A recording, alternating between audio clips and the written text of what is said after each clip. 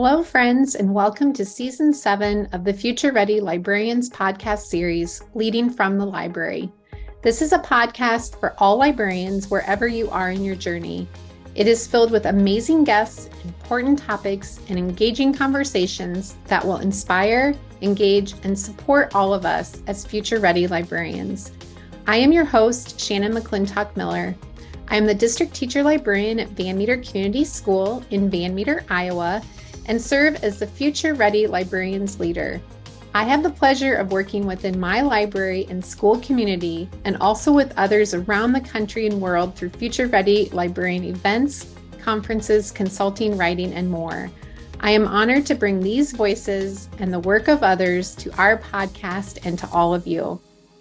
Okay, friends, well, you are in for a treat today for this podcast because today I have two amazing guests and dear friends. I have Kevin and Willie on the show. And I would say if you are listening to this podcast, if you're walking or driving to school, that after you listen to this, you probably need to look it up also on our YouTube channel, because we have some very special things to talk about and share today with Kevin and Willie. So welcome to the show. Well, thank you for having us. I'm Kevin Bozzer. I'm a media specialist at Reuben Elementary School in Silver Street, South Carolina, and also at Whitmire Community School in Whitmire, South Carolina. And this is Willie Puppet. Hey, everybody, it's Willie. Oh, I'm so excited to be on a podcast. We were on the radio one time, but never a podcast. But I'm a little nervous. So Willie is 5, and Willie helps out in the library. So he is with all of the classes, especially pre-K, kindergarten, and first and second grade. And we're glad to be here. We're so happy to have you. And Willie, I can't imagine coming into the library and for the first time, I think about the kids going back to school and those little ones, when they come in the first time and they meet you, they just have to be so excited. I get excited too, very much.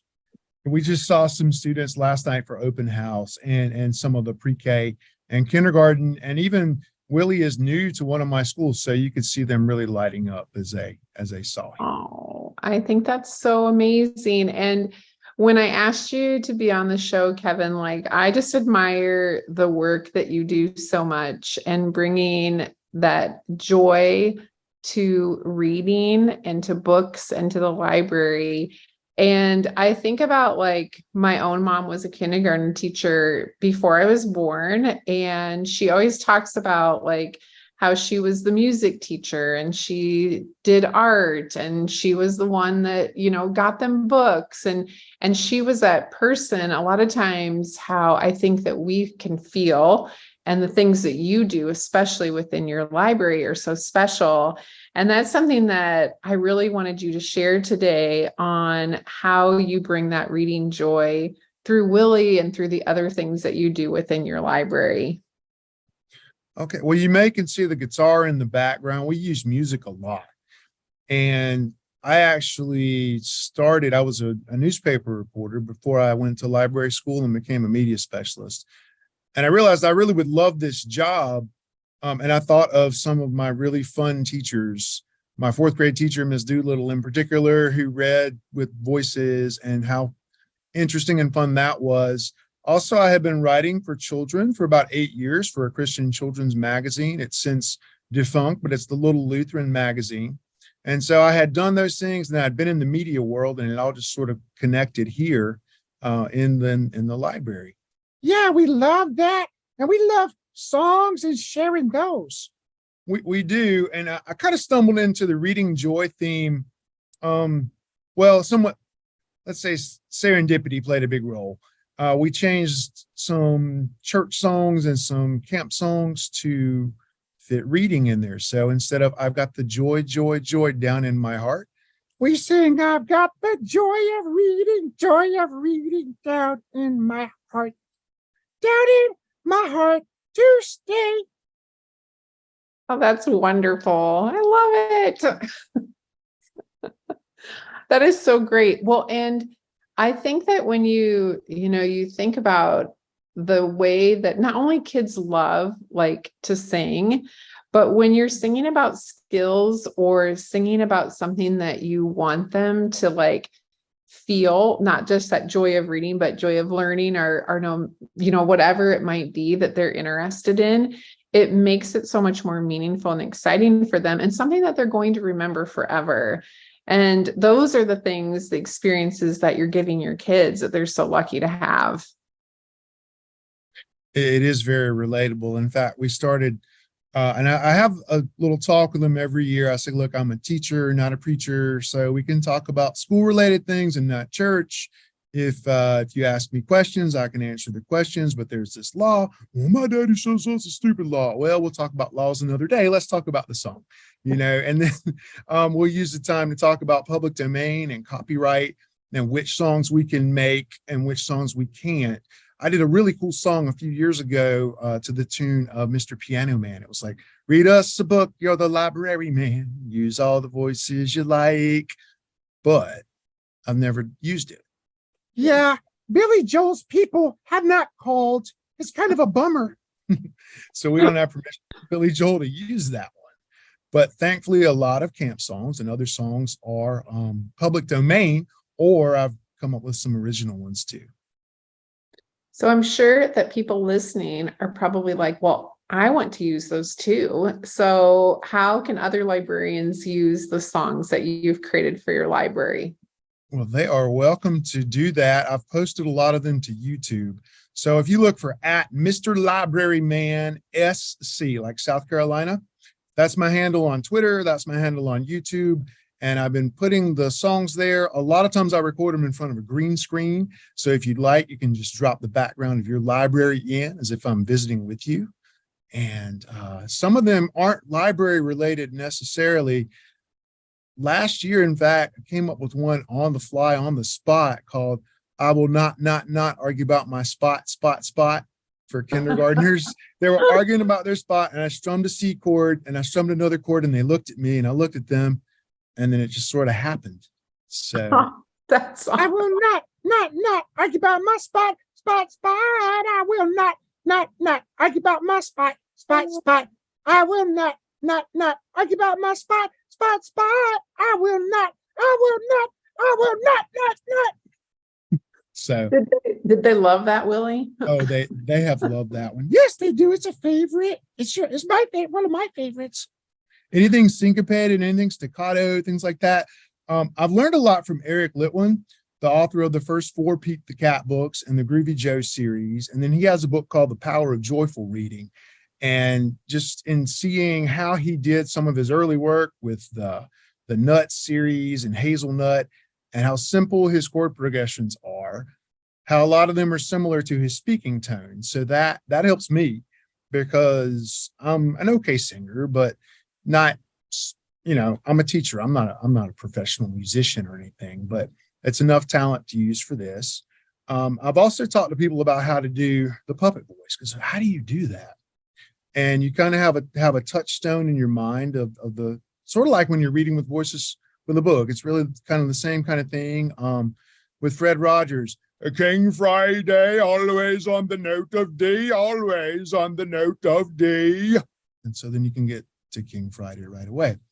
We have another puppet. He's a male nurse, and I patterned his speech patterns after our awesome library assistant, Maurice Wyatt in Whitmire. He and Martha Hill, the middle and high school librarian, are a great team over there, so I had to give them a shout out.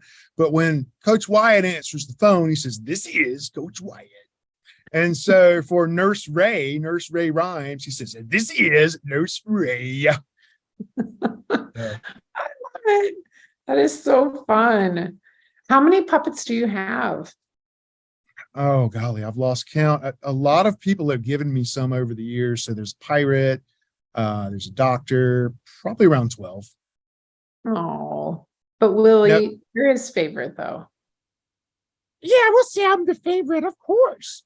But now during the pandemic, it was very interesting. I had to use sock puppets because a puppet like Willie, they considered would be vector-borne illness spreading. And so what I did is I talked to the nurse and my eyes were huge. I said, what am I going to do with these little kids?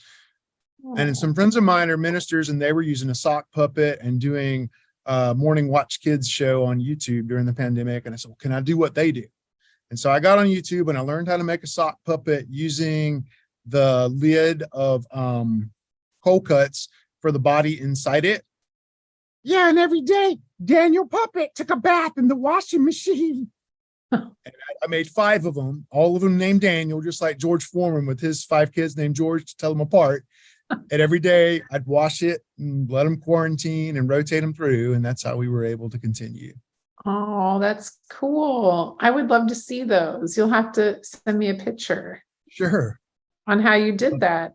I know. And I think too, like, you know, the things that not only bringing like songs to the library, but I know that you also, you know, bring like stories to life with art and the things that you're doing. And that's one of my favorite things to do is tying in, you know, now like STEM activities or tying in art and making things like all these amazing books that we have from authors, having kids like truly be able to experience what the author has written and the illustrators have done is such a neat thing for kids as well.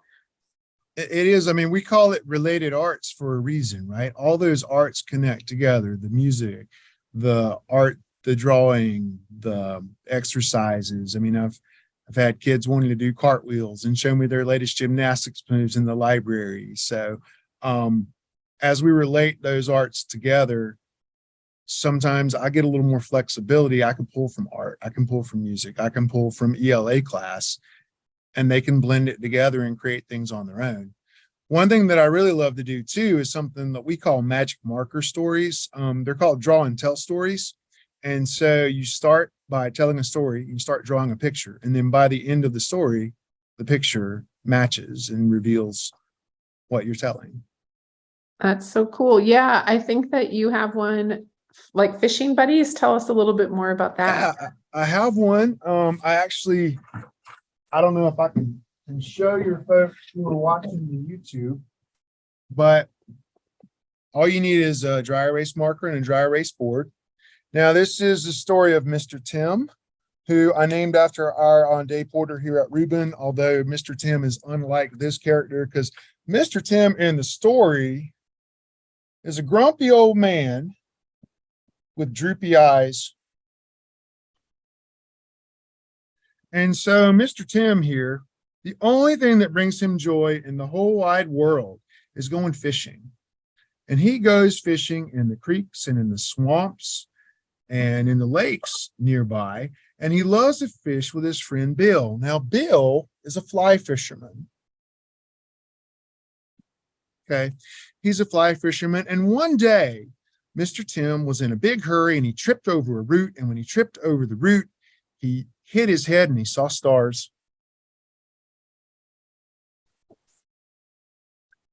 Now, after he saw those stars, it really hurt. And big, tough Mr. Tim had tears running all the way down his cheeks. And so, well, you're going to have to help me with this next part. He realized that he couldn't just sit there and feel sorry for himself. He had to shake it off. So he said, like that. So he puffed his cheeks out, shook it off, and decided he had to go find his buddy because he couldn't catch any fish otherwise. And he loved to fish. Well, there was a lake in the swamp, and there was a pond. They both had some scum on them because this is a swamp after all. And sure enough, as soon as he gets to the lake, he sees his friend, Mr. Bill Frog.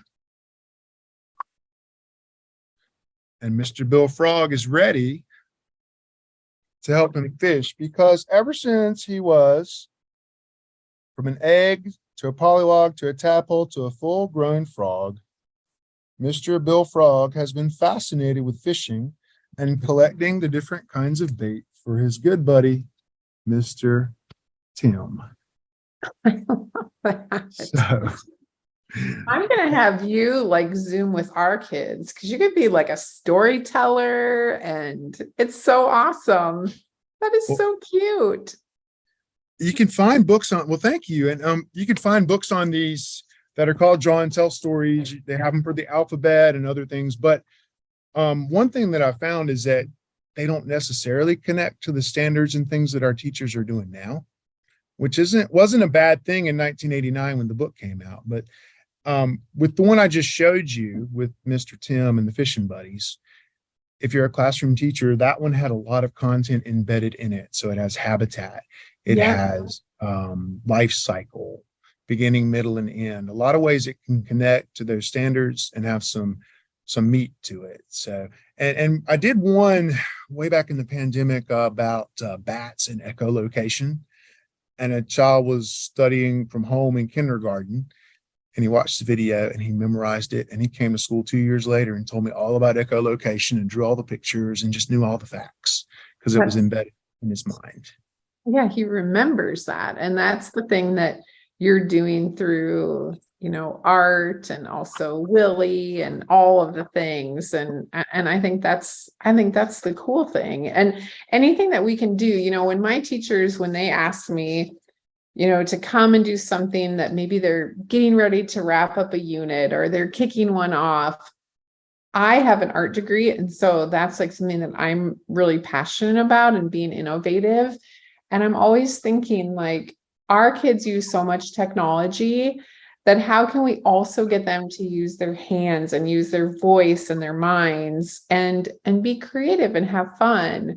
And I think those are the special things that we can bring in libraries a lot of times. And what you're doing is just so inspiring. I agree with you there, trying to bring in the art and make those connections with kids. So I didn't realize you had that degree, so you can pull a lot, I'm sure, to help support the curriculum. And yes, I love that part. That's so. I had a question too, like when you were talking, do you collaborate with your related arts teachers, like your art teacher and music? And I'm sure that they love the things that you're doing in the library too. We do. Now my schedule is fully fixed. And there's our two. So sometimes the collaboration is we're out on car duty in the morning. Hey, I'm doing this. Hey, I'm trying that.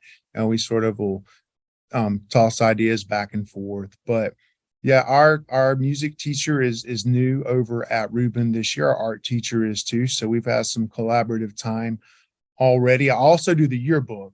And so last year, our art teacher had a contest and we had 4 students draw pictures of eagles for the Reuben Eagles that made the cover of the yearbook. And this year we started on a song called Eagles Rise to Success at RES that our music teacher and I were working on the other day. So it's great to collaborate. That's so awesome. Well, and again, like those are the things that make the memories for the kids and make learning so fun. I think that's amazing. Now, Willie, I have a big question for you, and I'm sure that our listeners would love this too. Well, first, Willie, I have to ask you, you were on a radio show? Yes, Miss Shannon, I was on the radio. So our local AM station, 1240 WKDK, during the pandemic, one of the DJs there is a friend of mine. Yeah, she did a community bounces back feature. She sure did. And so part of that, they did an interview with me for using the puppets. And I was reading a lot on Facebook in a read alouds group. And so they were profiling that. Yeah, but she loved it. And I loved it so much. We came back on the show. We did. We came every week, twice a week. And we would be on the show. And I even got to rap on the radio. You want to share that with her? I would love to. So it goes like this. I like to read books, read books, read books. I like to read books, read books, read books. I like to read the books on my bedside table. I sound out the sight words when I'm able. I like to read books, read books, read books. Willie, that is the best. That was his musical debut. So yeah. Well, Willie, you're going to come to Van Meter and we're going to have you on little Zoom and you're going to teach our kids that rap. How about that? Oh, that would be wonderful. We would love that. Oh, we sure would. That would be very special. We're going to plan it. We start back on the 23rd and we're going to plan this, Willie. But Willie, I would love for you to tell our readers what your favorite books are, because, when we have guests on, one of the things that we love to do is share books that we're reading and that our kids love, but we would love to hear what your favorite books are too. Ooh, I'd love to hear that too. Well, I love Groovy Joe. Love my doggy ice cream. Love my doggy ice cream. Do. And he likes a lot of books that have songs with them, don't you? Yeah, I sure do. But I also love Mercy Watson. And Because of Winn-Dixie, I like the dog.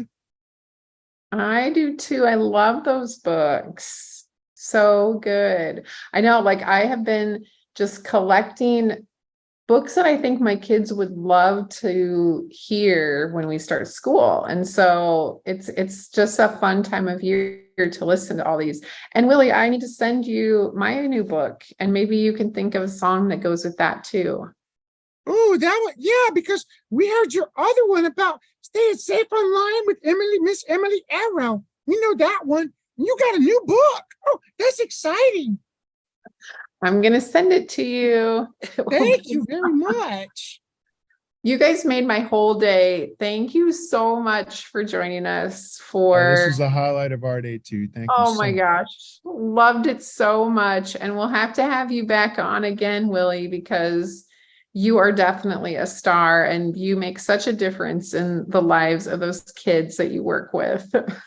Oh, well, thanks for everything you do too. It's so special. In the library. Yeah, we love libraries, and thank you for having us today. It was a highlight of our day as well. So looking forward to collaborating soon. Me too. Thank you so much, Kevin and Willie. We'll talk soon. All right, thanks. Thank you. Bye. As always, thank you to all of our listeners for joining us for this episode of the Future Ready Librarian podcast series, Leading from the Library. And a very special thank you to our sponsors, Follett. You make a difference in our libraries, schools, and within our lives and that of our students every day. We appreciate everything you do. I hope you can take what you learned in today's podcast and put it to use within your practice as a future-ready librarian. If I can support you in any way, please feel free to reach out to me on Twitter or Instagram at Shannon M. Miller, or to my email at shannonmcclintockmiller@gmail.com. I am always happy to help. Until next time, friends, keep finding ways to lead within and from your library.